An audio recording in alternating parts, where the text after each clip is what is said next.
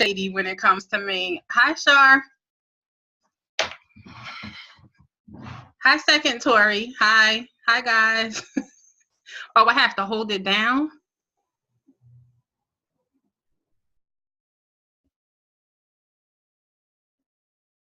Okay, let me try it again.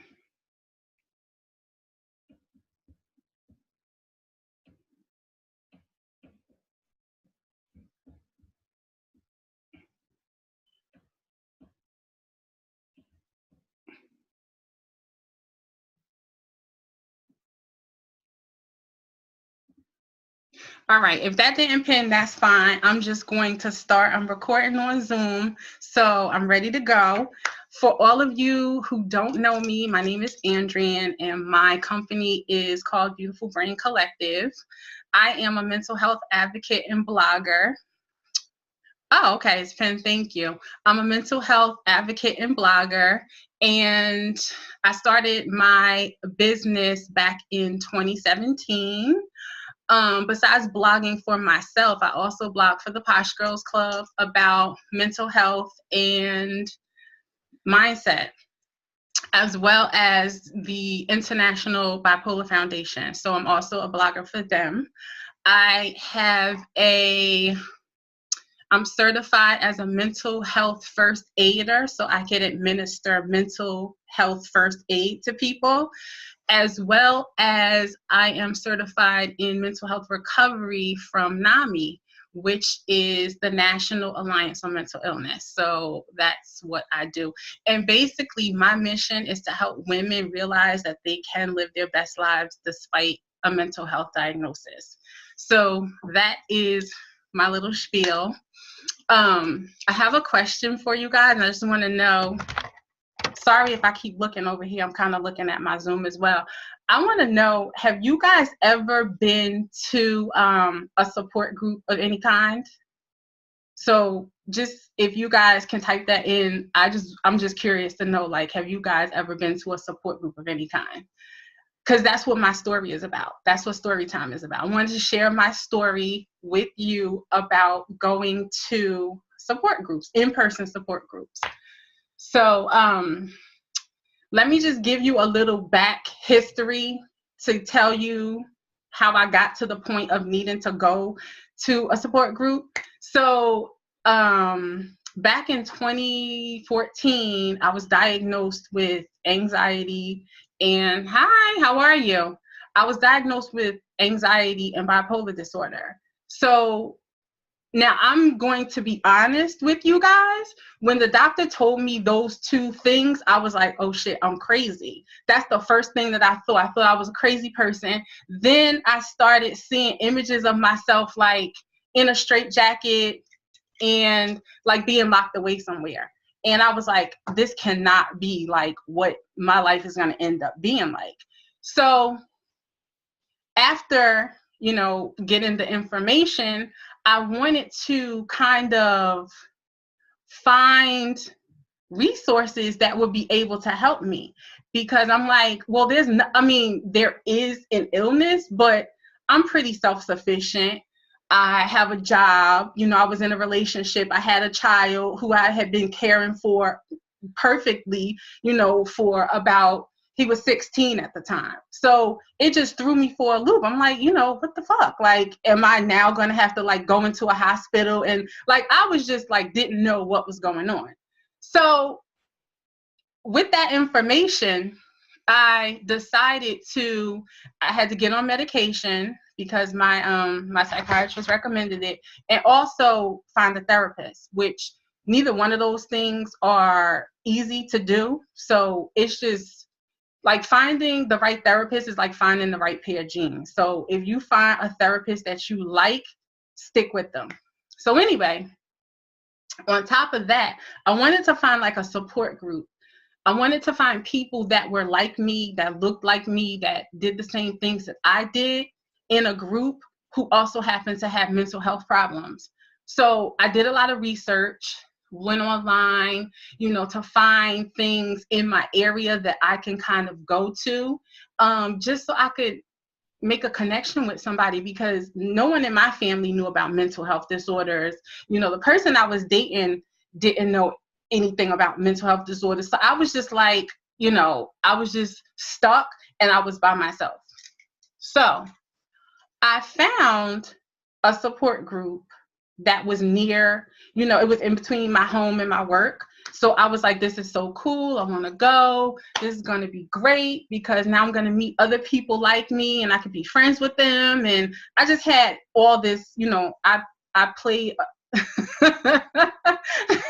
It's true. Finding the right therapist is like finding the right genes. Once you get them, you don't stop.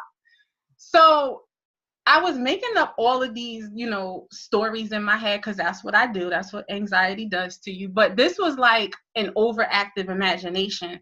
I was like, oh, it's going to be so great. And everybody's going to be, everybody's going to be so awesome. And I'm going to have like my new like mental health friends and whatever. And, it was fine. When I got there, though, it wasn't fine.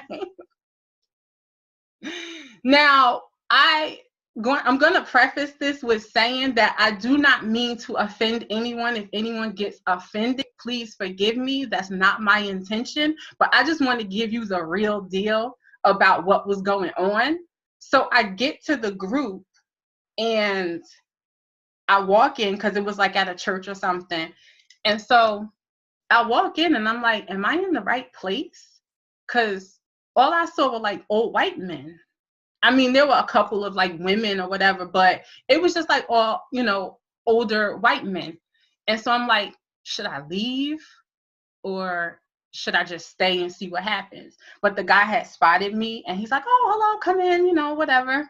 And so I'm like, okay. And I'm looking around, hoping that people that kind of looked more like me would eventually come in because, sometimes we're late. So I'm thinking maybe some of the late arrivers would be somebody that looked like me, younger, African-American, something that I could relate to because the group I was sitting in, I was not able to relate to. So the guy calls me in and he's like, explaining everything to me. And the chairs were set up like in a circle, like how like when you're in school and the teacher makes a circle but with chairs. There are more Easterners there too now.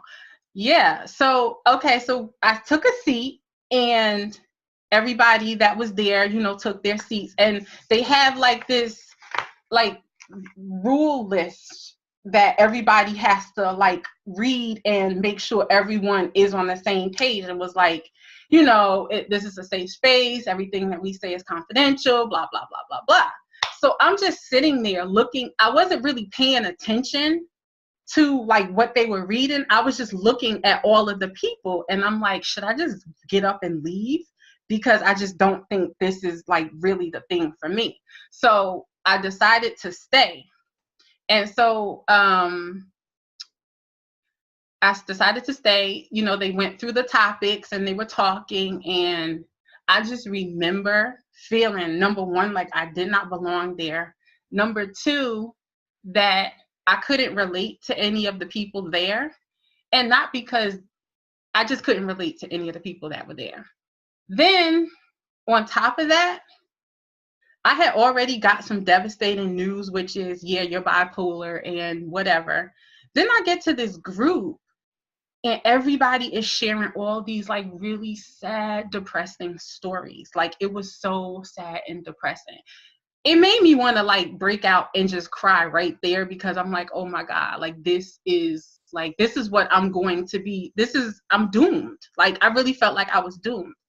Because some of the people were just sharing stories that just were so sad.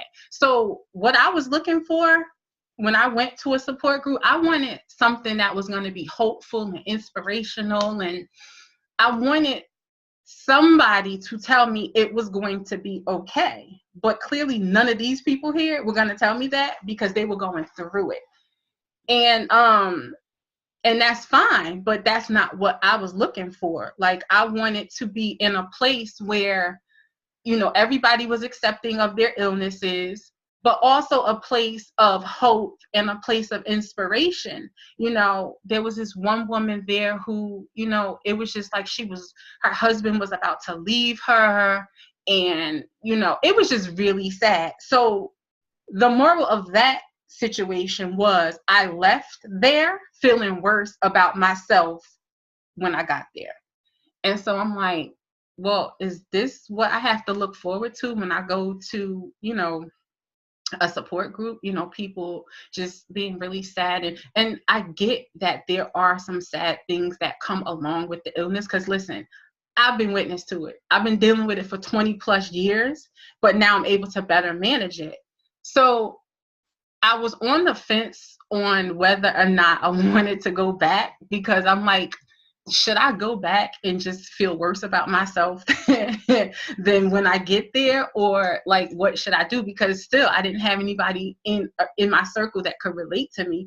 I didn't even want to tell anybody that, you know, oh yeah, I'm bipolar, because in my circle, in my group, they were going to be like, oh, you crazy? So I just did not want to deal with that. So I decided to go back. I went back.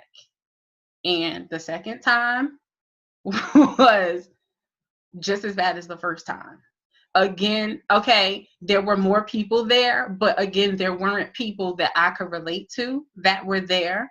There was a man there who seemed to be the most hopeful out of all of them, who said that, you know, he was really getting control of his illness by exercising and eating right. And I felt like the people that were in the group kind of like poo-pooed him because he wasn't telling a sob story. So that just turned me off, because, you know, I know that mental health issues come with a lot of sad stories and a lot of horrible things, but that's not what I was looking for. So I went through the group, I took some of the information that they had, and then I was like, I'm out of here. I am so out of here.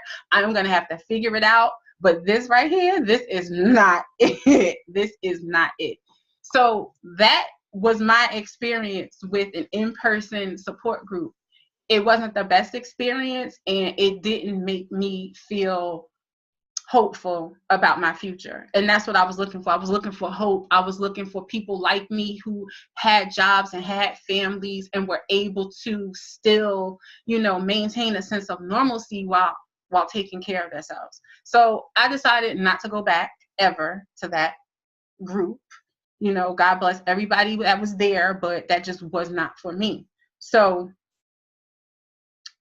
a couple years later, I decided to really start taking care of my mental health, like really being active and really being on top of things. So that's what really made me want to start Beautiful Brain Collective, because I know there are so many other people like me who have families, who have jobs, who, you know, they're doing well, but in that area, in that mental health area, they need a little help. So that's why I really started what I'm doing.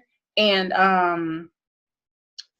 that was my inspiration for starting it. So I tried to do some local in-person support groups in my area. That didn't pan out as well as I thought it would pan out, because in my area where I live at, there's still a lot of lack of information. Some people aren't really savvy about these kinds of issues. And so it didn't really do as well as I thought it would do. But I knew I wanted to do something, because I know there's so many people out here that's like in silence, living in silence, suffering and all that stuff. So I created the virtual support group. And so that's what I wanted to talk about. I'm doing a virtual support group. It's going to be every month on the third Saturday. So the first one for this year is going to be next week, January 19th at 1 p.m. Eastern time. So let me ask you guys something. I saw some people said that they went to support groups before. What would you have done if you were in my situation? Like, would you have stayed? Would you have gone back? Would you have tried to work it out? Like, what would you have done? I just want to know, like, what other people would have done, because I was like, no, we're not doing that. So just, I wonder, can you guys let me know? What would you have done? Would you have stayed? Would you have gone? What would you have done?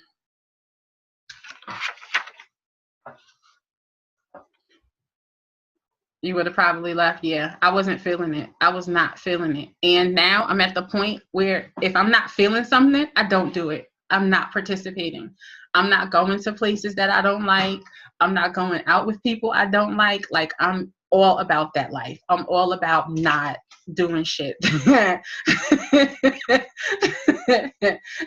You would have asked around Vietnam. Yeah, that's a good one. I didn't think to do that, but that was when I was still early on.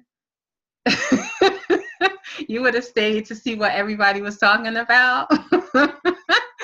Oh my gosh. So comfort is a big thing for me. So yeah, you would have ran to, yes, I have to feel comfortable. And if I don't feel comfortable, you could see it all on my face. And they probably would have been like, oh, we need to get her up out of here because she is not feeling it. So they would have been able to tell that I wasn't feeling it. But anyway, so I just wanted to quickly go over the pros and the cons of a support group. I'm going to do the cons first because the cons list is shorter, at least in my opinion. I think support groups are good, especially when you're dealing with mental health issues, because you're able to meet people who share similar circumstances like you, and they make you feel that you're not alone and you feel like you have a team behind you. You just study different people. Yeah, I wasn't feeling that because I felt like I needed help at that point, and I wasn't there to, I didn't care what anybody was doing. I was like, I need some help, and this is not going to get it from me. So I think one of the cons of going to a support group could be possibly you don't know what you're going to get. So if you go to a support group like the one that I went to, you go thinking, oh my God, this is going to be so great. This is going to be so awesome. And then you see the people there and they're just not, their energy is not in alignment with yours. That'll make you run in the other direction really fast. And then another thing that would, a con, I think, of a support group is that you may leave feeling confused and unfulfilled. And that's how I felt. Like, I felt so unfulfilled.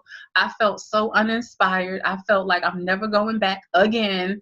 And that's just not a good thing to be feeling when you're dealing with something so heavy and so serious. That's not a good way to feel. And then another thing that I thought of was the physical travel that's involved. Some of the support groups that I had found were, not so close to my home. So there would have been some travel involved for a meeting that was, once a month or whatever. So I just was like, yeah, I'm done with the support groups. But when you do find a good support group, you can gain insight into your illness and how to manage your illness, because you connect with the people that are there and they're able to share their tips and their tricks with you to let you know, hey, this is what I do when I'm going through something, or when I have a bout of depression, this is what I do. Maybe you should try it. You get a renewed sense of hope when you are around people who are, who have the same feelings, as you do. It's therapeutic in a sense. Now, I'm not a therapist, and some of the people in the groups are not therapists, but it can give you a therapeutic feeling. It can give you the feeling as if you just left your therapist's office, which I feel awesome every time I leave my therapist's office because I'm like obsessed with her. And let me just quickly say that my therapist the other day, she's an older lady, and she was talking about like getting her affairs in order. And I'm like, why is she telling me this? Like, please don't tell me stuff like that. I don't want to hear about you getting your affairs in order and if something should happen to you. I took it personally, and I'm like, okay, calm down. Everything's good. But that's how I feel about my therapist. I'm obsessed with her.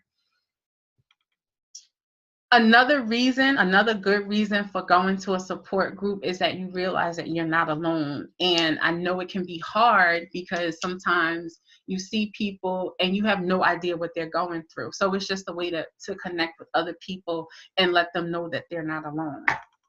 you can express your feelings without judgment.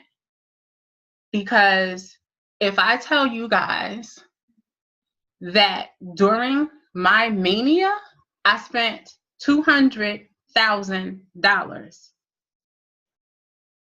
Now, I'm sure I got some gasps, but when you go to a support group and you say something like that, it's taken it's taken into context, and they understand why someone would do something like that.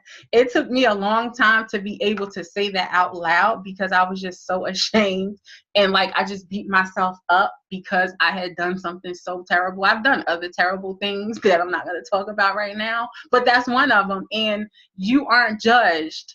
You are not judged when you're in a support group, because they've done other things that are, just as out there. So another reason why going to a support group is good is because you receive advice and information. People share information, they share resources. If you're looking, for a therapist or a doctor, people can share that information with you. So you get good information from people who know firsthand what it is that you're dealing with. So it's also good because sometimes therapists, although they're trained to treat people, oh, no problem, Shar. Although therapists are trained to treat people who have mental illnesses, it's nothing like talking to someone that has actually been through it. There's nothing like talking to someone and say, hey, I just went through a manic episode and woof, I just fucked up some shit. Excuse my language, but that's like really what happens. Like when you're going through the mania, you are like, it's just out there. So you get to experience people who aren't going to judge you, because when my family found out how much money I spent, they were like, what did you buy? And it's not about what I bought. It's about I was untreated and not being medicated for an illness that I have. Mental illness is a brain disease, a brain disorder, okay? So I don't know if maybe the wording should be different, but our brains aren't functioning properly as other people's brains. And we need medication, okay? That's it. We need medication, and it's a chronic illness. So I think that we need to start changing the wording around mental illness, because I know before I was diagnosed, I would see people and just say stuff like, oh, she's crazy. Oh, he's crazy. And shit, I turned out to be the crazy one. I can laugh about it now, but this was like 20 years in the making. So you can't judge people that you see on the street, because they might not have any mental health issues. It's the people who you don't think have mental health issues that have them, and they have lots of them. So that's one thing to think about when you guys are interacting with people, and stop calling people crazy. So the last thing that I want to say about the pros of going to a support group is that they're either free or low cost. Now, if you have insurance and you go to a therapist, it can still be costly. I know that I have to pay $50 every time I go to my therapist. And there was one point where I was so jacked up, I had to go every week. But now I don't go as much because I've gotten things under control, but I still feel like I need some maintenance.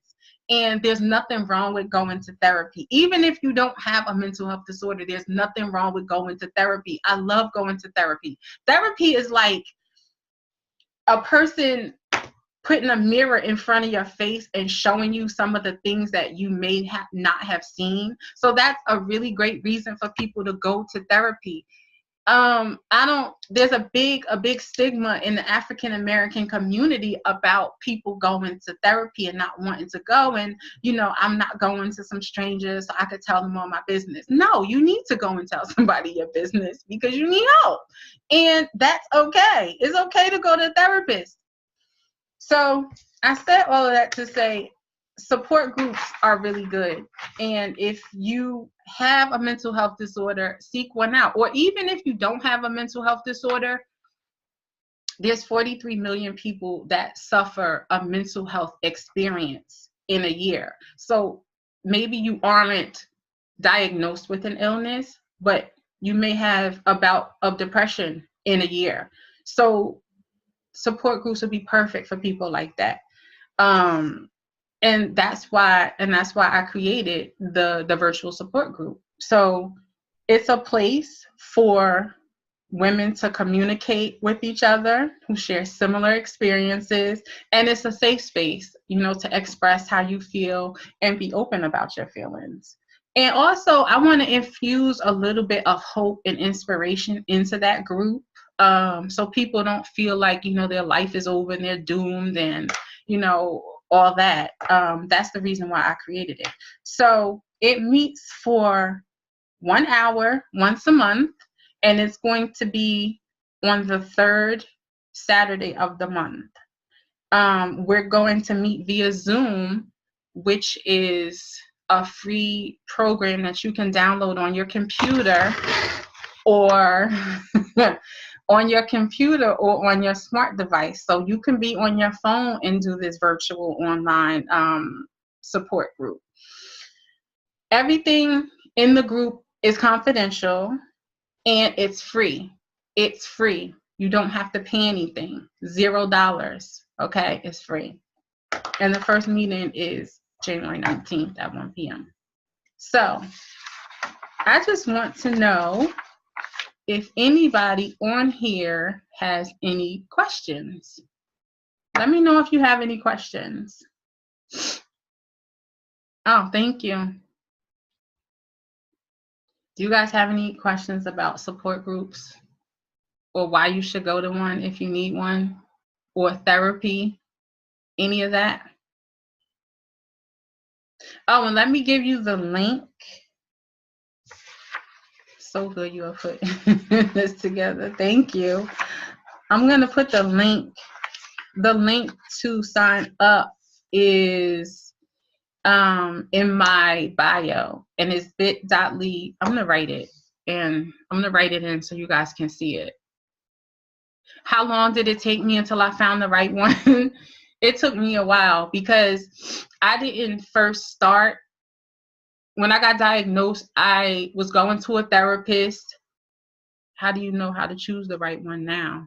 Oh, I'll talk to them on the phone, and I'll see how I feel about them. I'm all about energy, and I'm all about intuition now. It took me several years to find the right one, just like a guy or just like a pair of jeans. But now when I look for a therapist, I have to feel that our energies match.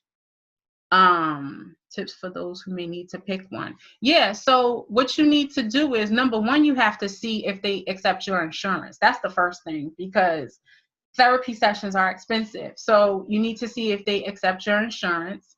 Number two, generally what will happen is you'll have a phone call with them beforehand to kind of like discuss why you need to go to a therapist. And you can, in that conversation, kind of get a feel of the person's personality. Who's the person who would be right for you? Exactly. So you have to kind of see how you feel when you're talking to that person. And then if you can't really gauge that over the phone, I would say to go see them one time and see what the interaction is like, because you don't want to make a commitment to go to therapy and you're with a person that, one, doesn't understand you, and that makes you feel uncomfortable.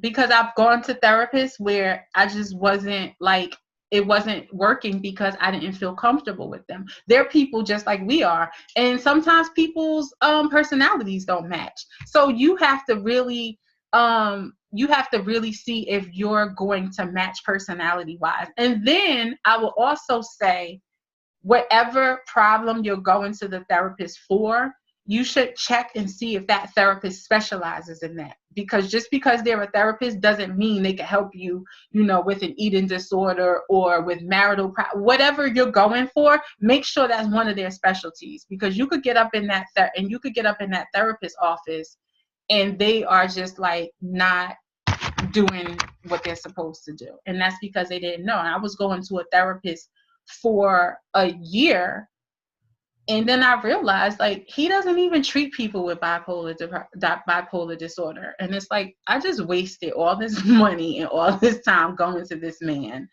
And he was like, yeah, it just wasn't a good fit. So you have to like interview them. You have to screen them beforehand.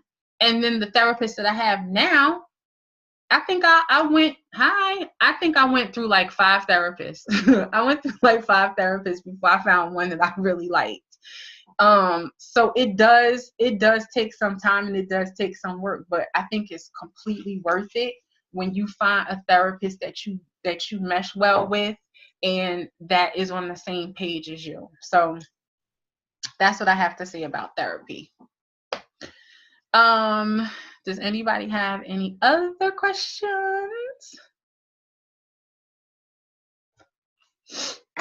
I'm talking so much, my nose is starting to run.